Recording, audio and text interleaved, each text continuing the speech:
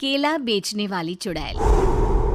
एक बार की बात है, जादूपुर नाम के एक गांव में करतब दिखाती एक औरत एक रेड्डी के लिए गांव में आती है। आइए आइए मेहरबान कदरदान, खाइए रोहड़ा के ताजे ताजे केले। कभी खाए नहीं होंगे ऐसे केले। पीले पीले केले खाइए। ये कहकर रोहड़ा हाथों में 4 केले लिए उन्हें सर्कल में जोर जोर से हवा में उछालती हुई करतब दिखाती है, जिसे देखकर आसपास के सारे बच्चे अपने अपने मम्मी पापा से उस औरत के पास जाने की जिद करने लग जाते हैं। पापा, ऐसा तो सर्कस में बॉल से होता है ना, ये आंटी तो केले से कर रही है। चलिए ना पापा, देखते हैं। रोहड़ा एक पतली सी तार पर चलती हुई केलों से करतब दिखाती है। आते जाते सभी लोग बाहर रुककर उसके करतब देखते हैं और वाह वाही करते नहीं थकते। जैसे ही एक आदमी पास आकर उसे पैसे देने लग जाता है, तब वो कहती है, अरे नहीं नहीं साहब, मैं करतब तो बच्चों के मन को बहलाने के लिए करती हूँ। धंधा तो मेरा केले का है। पीछे देखो मेरी रिड्डी, जो भी मेरे केले खाएगा मेरी तरह चुस्त दुरुस्त और तंदुरुस्त हो जाएगा। पता चलता है क्या कि मेरी उम्र 55 की है। अरे पर ऐसे ठंड के मौसम में कोई केला क्यों खाएगा? ये ऐसे वैसे केले नहीं है साहब, ये शरीर में गर्मी देते हैं। ठंड को दूर भगाए जो भी रोहिणा के केले खाए। पापा, अगर मुझे केले नहीं मिले तो मैं घर नहीं जाऊंगी। तभी उसके पापा कहते हैं कि बेटा, केले ठंड में कभी गर्मी नहीं देते। ये सब कहने की बातें हैं, सामान बेचने का तरीका है इनका। पर पिंकी नहीं मानती। मैं केले खाऊंगी। पिंकी की जिद के आगे नत्थू हार जाता है और उसे केले खरीद कर दे देता है। पिंकी खुश होकर केले घर ले आकर खाती है। अब मैं भी करतब करूंगी, कितना मजा आएगा। जादुई केले। पिंकी पहला केला खत्म भी नहीं करती कि वो बेहोश हो जाती है। दूसरे केले से एक काला धुआं आता है और रोहड़ा चुड़ैल बनकर बाहर निकल आती है। मेरे भूतिया केले बच्चे न खाए, ऐसा हो ही नहीं सकता। जादूपुर वालों, कब तक बचोगे? आ गई हूं मैं रोहड़ा, जिसका कोई नहीं कर सकता सामना। रोहड़ा पिंकी को गोद में उठाकर काले धुएं में कहीं गायब हो जाती है। शाम के वक्त नत्थू घर लौटता है और पिंकी को घर में ना पाकर उसकी माँ से कहता है, माँ पिंकी कहाँ है? अरे बेटा, उसे तो तू सुबह करतब दिखाने ले गया था ना, फिर कहाँ वापस आए तुम दोनों? मुझे लगा तू उसे अपने साथ मंडी ले गया होगा। हे भगवान, मेरी बच्ची कहाँ गई? मैं उसे घर ही तो छोड़कर गया था माँ।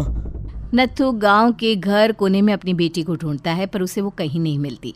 परेशान होकर आखिर रो रो कर नत्थू हिम्मत हार कर घर लौट आता है। अगली सुबह रोहड़ा फिर से करतब दिखाने आती है और इस बार पिंकी की तरह रोनी केले खरीद लेता है। 50 रुपए दिए थे पापा ने, सारे पैसों की मैंने केले खरीद लिए हैं। अब मैं भी आंटी की तरह ही करतबबाज बन जाऊंगा। यही सोचते हुए रोनी केले खाता है और पहला अकेला केला आधा खत्म भी नहीं करता कि चुड़ैल उसके सामने आ जाती है। मेरे साथ चलने का समय आ गया है रोनी। ये तो बस शुरुआत है।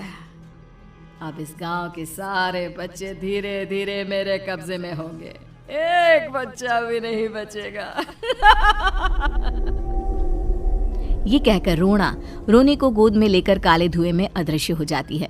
इसके बाद हर रोज गांव में से कोई ना कोई बच्चा गायब होता, पर ऐसा क्यों हो रहा है किसी को भी समझ में नहीं आ पा रहा था।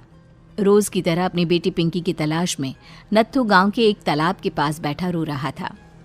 कहाँ गई मेरी पिंकी? शकुंतला के जाने के बाद एक वही तो मेरा सहारा थी। अरे उसकी आत्मा कोस रही होगी मुझे कि मैं अपनी बच्ची को संभाल भी नहीं पाया। नत्थू ये कहता हुआ रो ही रहा था कि तभी तालाब में से उसे शकुंतला की आवाज सुनाई देती है। कहाँ थी तुम शकुंतला? हमारी बच्ची और सारे गायब हुए बच्चे रोहड़ा के कब्जे में हैं। वो बच्चों को जो केले देती है उससे बच्चे बेहोश हो जाते हैं और उसके कब्जे में आ जाते हैं और वो उन्हें ले जाकर काली दुनिया में ले जाती है। पर वो ऐसा क्यों कर रही है? ये मैं नहीं जानती, पर उस दुनिया का रास्ता मैं आपको बता सकती हूँ।